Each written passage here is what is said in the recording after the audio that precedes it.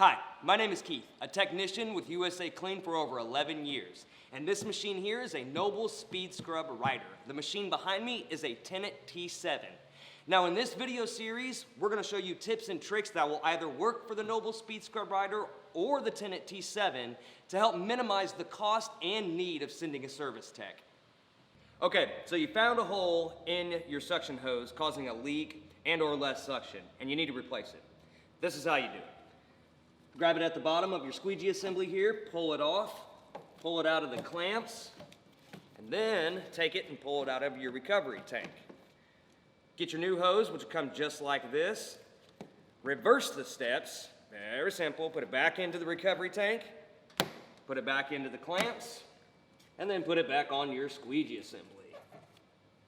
Done.